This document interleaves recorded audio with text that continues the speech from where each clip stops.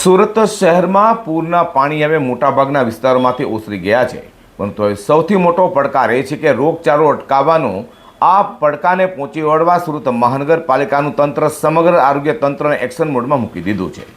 1200થી પણ વધુ કર્મચારીઓ, 40 રેપિડ રિસ્પોન્સ ટીમો, 15 વિશેષ મેડિકલ કેમ્પો અને ઘરે ઘરે આરોગ્ય સર્વેલન્સ ટીમમાં મનપા દ્વારા યુદ્ધના ધોરણે કામગીરી કરી રહી છે। ઉધના, લિંબાયત સહિત પૂરથી સૌથી વધુ પ્રભાવિત 5 ઝોન પર વિશેષ નજર પર રાખવામાં આવી રહી છે। સુરતમાં પૂરના પાણી ઓસર્યા બાદ સુરત મહાનગરપાલિકાના આરોગ્ય વિભાગે તાત્કાલિક એક્શન મોડમાં આવી સમગ્ર શહેરમાં આરોગ્ય સુરક્ષાનું વિશાળ અભિયાન શરૂ કર્યું છે। શહેરના વિવિધ વિસ્તારોમાં 1200થી પણ વધુ આરોગ્ય કર્મચારીઓને મેદાનમાં ઉતારવામાં આવ્યા છે। તેમનો મુખ્ય હેતુ પૂર બાદ ફેલાઈ શકે તેવા ચેપી અને પાણીજન્ય રોગોને શરૂઆતના તબક્કામાં જ નિયંત્રણમાં લેવાનો છે। શહેરમાં 40 રેપિડ રિસ્પોન્સ ટીમો તૈનાત કરવામાં આવી છે। આ ટીમો કોઈપણ વિસ્તારમાં રોગચાળાના લક્ષણો દેખાય તો તરત જ પહોંચી તપાસ, સારવાર અને જરૂરી પગલાં ભરે છે। ખાસ કરીને ઉધના, લિંબાયત સહિત 5 પૂરગ્રસ્ત ઝોનમાં સતત મોનિટરિંગ કરવામાં આવી રહ્યું છે। સુરત મહાનગરપાલિકા દ્વારા પૂરગ્રસ્ત વિસ્તારોમાં ઘરે ઘરે આરોગ્ય સર્વેલન્સ શરૂ કરવામાં આવ્યું છે। આશા બહેનો, એએનએમ અને એનપીએચડબલ્યુની ટીમો દરેક ઘરમાં જઈ લોકોના આરોગ્યની તપાસ કરી રહી છે। તાવ, શરદી, ખાંસી, ઝાડા ઉલટી તેમજ અન્ય ચેપી રોગોના લક્ષણો ધરાવતા દર્દીઓને તરત જ ઓળખી સારવાર માટે મોકલવામાં આવી રહ્યા છે। પૂર બાદ ચામડીના રોગો અને ગંદા પાણીના સંપર્કથી થતી તકલીફોમાં વધારો થવાની શક્યતાને ધ્યાનમાં રાખી શહેરમાં 15 વિશેષ મેડિકલ કેમ્પ શરૂ કરવામાં આવ્યા છે। આ કેમ્પમાં નવી સિવિલ હોસ્પિટલ અને સ્મીમેર હોસ્પિટલના નિષ્ણાત ડૉક્ટર ઉપરાંત ચામડીના રોગોના વિશેષજ્ઞો પણ સેવા આપી રહ્યા છે। અંગે આરોગ્ય વિભાગના જણાવ્યા અનુસાર અત્યાર સુધીમાં પૂરના પાણીના સંપર્કથી અસરગ્રસ્ત 900થી વધુ દર્દીઓને સારવાર આપવામાં આવી છે। જરૂરિયાત મુજબ દવાઓનું વિતરણ, પ્રાથમિક સારવાર અને ગંભીર દર્દીઓને હોસ્પિટલમાં રિફર કરવાની કામગીરી પણ સતત ચાલી રહી છે। ડેપ્યુટી મુખ્યમંત્રી અને સુરત મહાનગરપાલિકાના કમિશનરના માર્ગદર્શન હેઠળ સમગ્ર આરોગ્ય વ્યવસ્થાની સતત સમીક્ષા કરવામાં આવી રહી છે।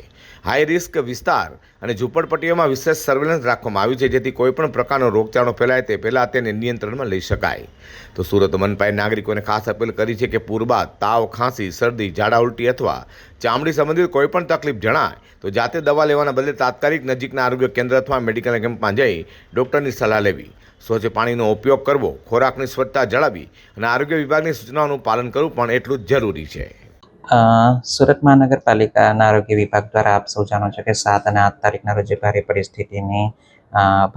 વરસાદની પરિસ્થિતિ બાદ સઘન સર્વેલન્સ અને રેપિડ રિસ્પોન્સ ટીમ માટે સ્થળ પર જ સારવાર મળી રહે તે મુજબનું આયોજન કરવામાં આવેલું હતું। હાલ દૈનિક ધોરણે 1200થી વધારે જેટલા સર્વેલન્સ વર્કરો, જેમાં આશા, એએનએમ, એમપીએચડબલ્યુ છે, એમના દ્વારા સર્વેલન્સ હાઉસ ટુ હાઉસ જઈને ખાસ કરીને જે શરદી, ખાંસી, તાવ, ચામડીના રોગો વગેરે બાબતે સર્વેલન્સ કરવામાં આવી રહ્યું છે। આવા કોઈ પણ લક્ષણો જણાતા જે દર્દીઓ હોય એને 40 જેટલી જે રેપિડ રિસ્પોન્સ ટીમો જે હાલ કાર્યરત છે એમાં સ્થળ પર જ સારવાર મળી રહે તે મુજબની પણ વ્યવસ્થા હાલ કરવામાં આવેલી છે।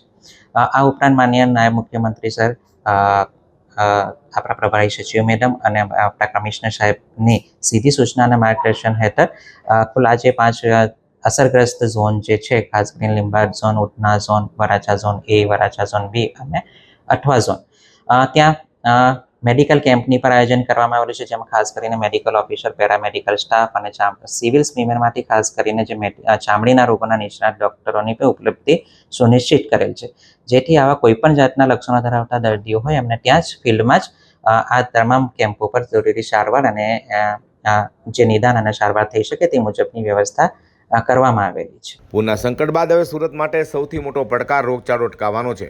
મહાનગરપાલિકા દ્વારા યુદ્ધના ધોરણે ચાલી રહેલી કામગીરીથી શહેરના આરોગ્ય સુરક્ષા વધુ મજબૂત બને તેવી આશા વ્યક્ત કરવામાં આવી રહી છે। હવે નાગરિકો પણ આરોગ્ય વિભાગને સહકાર આપે અને સાવચેતી રાખે તે સમયની સૌથી મોટી જરૂરિયાત છે।